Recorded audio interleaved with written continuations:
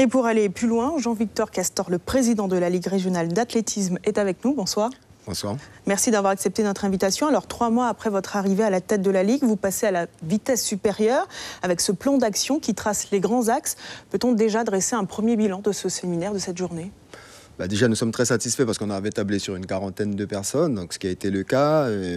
On avait 10 clubs sur 12, donc on avait une forte représentation des clubs. C'était essentiellement donc, des dirigeants de clubs, donc des personnes qui étaient en mesure donc, de prendre des décisions, puisqu'il s'agissait de réfléchir, mais aussi d'arrêter dès aujourd'hui donc, les grands axes.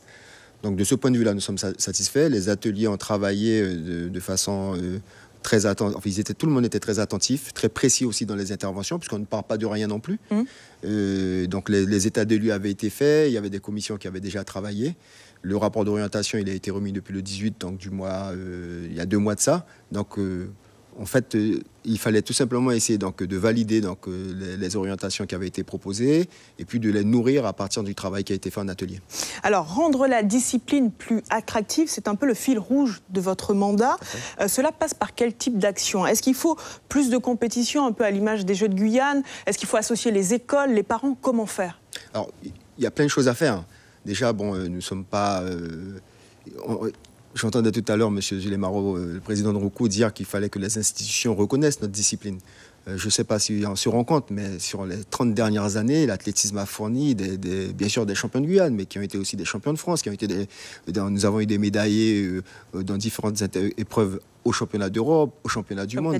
Et ça continue. Donc ce que je veux dire, c'est que cette discipline doit être reconnue en tant que telle. Deuxièmement, c'est une discipline de base aussi. On ne peut pas prétendre à progresser dans d'autres disciplines sportives si on ne sait pas courir, si on ne sait pas lancer et si on ne sait pas sauter. Je prends un exemple, Madame Edwige, là, qui est championne donc, en handball. Peut-être que beaucoup de personnes ne le savent pas, mais ça a été une championne de marteau, donc elle a fait de l'athlétisme.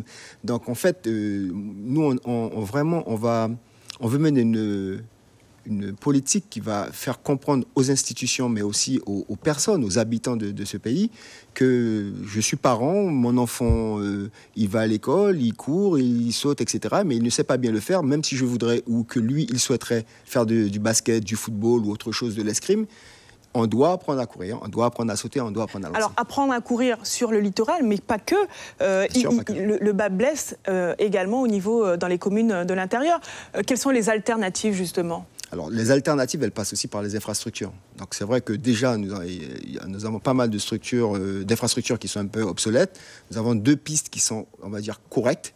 Et les autres ça mérite vraiment un travail, un effort des institutions pour les remettre à niveau. Donc, je ne vais pas les citer parce qu'on a la ferme intention d'aller voir donc, ces institutions pour pouvoir discuter donc, de ces remises à niveau. Et puis, bien sûr, il y a toutes les communes qui ne sont pas dotées donc, d'installations sportives pour faire de la piste. Mais je dirais tout simplement, regardez un petit peu notre territoire, on n'a pas de parc où on pourrait donc faire tout simplement courir, marcher, etc. À l'abri, les gens marchent et courent sur la route. Voilà, c'est pas tout à fait normal. Donc là aussi, on va travailler auprès des institutions pour leur demander de réfléchir à ça. Faire un parc, nous avons du foncier en Guyane, il n'y a rien d'extraordinaire. Et puis bien sûr, c'est cette transition entre le sport de masse et le sport d'excellence, on va dire, avec des compétiteurs, que ce soit en hors stade que sur piste, ça exige un encadrement plus performant. Aujourd'hui, on a des entraîneurs qui sont de très grande valeur. Donc nous voulons qui ont formé des champions, des cadres techniques. Bien sûr, tout à fait, avec peu de moyens. Et là encore, donc ça me permet d'insister auprès des institutionnels pour que nous soyons accompagnés. Parce que ces entraîneurs-là, à un moment donné, voilà, ils quitteront de l'athlétisme pour différentes raisons. Et donc, nous voulons que cette transition-là se fasse. Et puis, bien sûr, plus notre discipline sera valorisée, plus on aura des licenciés. Et aujourd'hui, avec 1000 licenciés, notre discipline sportive est une petite ligue. Et donc, l'un des axes principaux, c'est de faire en sorte que cette promotion nous permette d'augmenter de façon très sérieuse le nombre de licenciés. Merci Jean-Victor Castor d'avoir répondu à toutes nos questions. Merci. Encore. Suivez l'info sur Guyana Première, télé, radio et Internet.